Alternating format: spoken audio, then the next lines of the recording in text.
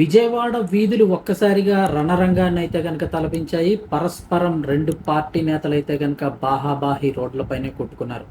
అసలేం జరిగింది? ఈ గొడవంతా చూసి స్థానికులు సైతం తీవ్ర భయాందోళనకు గురయ్యారు. అసలు ఏం జరిగింది ఏంటి వివరాలు తెలుసుకుందాం. వీడియో తప్పకుండా ఒక లైక్ చేయండి. మరిన్ని అప్డేట్స్ కోసం ఛానల్ని సబ్స్క్రైబ్ చేసుకోండి. దేశ రాజధానిలో ప్రధానమంత్రి నరేంద్ర మోదీ గారి అధికారిక నివాసం లోక్ కళ్యాణ్ మార్గ్ సమీపంలో కాంగ్రెస్ పార్టీ చేపట్టిన ఆందోళన ప్రభావం అయితే కనుక ఏపీలో కూడా ఇక్కడ కనిపించింది. అంటే అక్కడ మోడీ గారి అధికార నివాసాన్ని అయితే రాహుల్ గాంధీ ఇలా ఇలా చాలా మంది అయితే కనుక ఇక్కడ ముట్టడించడం జరిగింది. సో దాని ప్రతిఫలం ఇక్కడ విజయవాడలో కనిపించింది అంటున్నారు. విజయవాడలో ఎవరైతే బీజేపీ నాయకులు ఉన్నారో వారందరూ భారీ ఎత్తున రోడ్లపైకి వచ్చి ధర్నా నిర్వహించారు. వారిని కాంగ్రెస్ కార్యకర్తలు అడ్డుకోవడంతో తీవ్ర స్థాయిలో ఘర్షణ చెలరేగింది. నడి రోడ్డు మీదే బాహాబాహికి దిగారు. కర్రలతో కొట్టుకునేంత వరకు వెళ్ళింది. దీంతో నగరంలో ఒక్కసారిగా రాజకీయ సెగలు చెలరేగాయి అంటున్నారు. అసలు ఏం జరిగింది చూస్తే కాంగ్రెస్ పార్టీ తీరును నిరసిస్తూ ఢిల్లీలో జరిగిన కార్యక్రమాన్ని నిరసిస్తూ ఇక్కడ బీజేపీ నాయకులు, విజయవాడలో ఉన్న బీజేపీ నాయకులు కార్యకర్తలు పెద్ద ర్యాలీ తీశారు. ప్రధానమంత్రి నివాసం వద్ద కాంగ్రెస్ పార్టీ హింసాత్మక వాతావరణానికి కారణమైందంటూ ఆరోపించారు. రాహుల్ గాంధీ డౌన్ డౌన్ అంటూ నినాదాలు చేస్తూ ఈ క్రమంలో ధర్నా ర్యాలీ చేస్తూ ఈ క్రమంలో కాంగ్రెస్ పార్టీ కేంద్ర కార్యాలయమైనటువంటి ఆంధ్రరత్న భవన్, విజయవాడలో ఉన్న ఆంధ్రరత్న భవన్ అయితే ముట్టడించేందుకు ప్రయత్నించారు బీజేపీ కార్యకర్తల వాళ్ళు.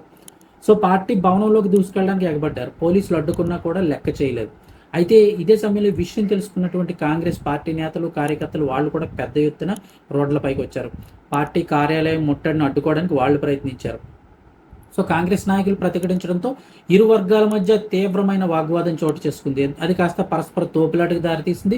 ఇరు పార్టీ నేతలు ఒకరినొకరు నెట్టుకుంటూ భౌతిక దాడులకు పాల్పడ్డారు. పార్టీ జెండాలు పట్టుకున్నటువంటి కర్రలు ఏవైతే ఉన్నాయో ఆ కర్రలతోటి కొట్టుకున్నారు. దీంతో విజయవాడ వీధులు కొద్దిసేపు రణరంగంగా మారాయని చెప్తున్నారు. పరిస్థితి చేజారిపోతూ ఉండడంతో మరింత ఎక్కువగా ఉద్రిక్తంగా అవుతుందో అక్కడ ఉన్న స్థానికులు కూడా తీవ్ర భయాందోళనకు లోనయ్యారని చెప్తున్నారు. సమాచారం అందుకున్న వెంటనే పోలీసులు, విజయవాడ నగర పోలీసులు తక్షణమే స్పందించి రంగంలో దిగారు. ఘర్షణ పాడుతున్న ఇరు పార్టీ నాయకులను, కార్యకర్తలను విడదీసి పోలీసులకు తప్పనిసరి పరిస్థితుల్లో లాఠీలకైతే పని చెప్పాల్సి వచ్చింది. గొడవ మరింత పెరగకుండా నిరసనకారులందరినీ కూడా బలవంతంగా చెదరగొట్టి పలువురిని అయితే అదుపులోకి తీసుకున్నారు. ప్రస్తుతానికి విజయవాడలో పరిస్థితి పూర్తి అదుపులో ఉంది అని చెప్పేసి నగర పోలీసు అధికారులు అయితే ప్రకటించారు. ఎలాంటి అవాంఛనీయ సంఘటనలు మళ్ళీ జరగకుండా అడ్డుకునేందుకు కాంగ్రెస్ బీజేపీ కార్యాలయం వద్ద అదనపు పోలీసు బలగాలను అయితే మోహరించారు. కేంద్ర ప్రభుత్వ ప్రజా వ్యతిరేక విధానాలపై పోరాటంలో భాగంగా ఢిల్లీలో కాంగ్రెస్ పార్టీ ప్రధానమంత్రి నివాసాన్ని ముట్టడించిన విషయం తెలిసిందే. దీనికి ప్రతిచర్యగా బీజేపీ నిరసనలు పిలిపించింది. ప్రధాన కార్యాలయం వద్ద ఈ కాంగ్రెస్ చౌకబార్ రాజకీయాలు చేస్తుందని చెప్పేసి బీజేపీ నేతలు అయితే మండిపడుతున్నారు. అక్కడ జరిగిన సిచ్యువేషన్కి ఇక్కడ రియాక్షన్ అయితే ఈ విధంగా జరిగింది విజయవాడలో.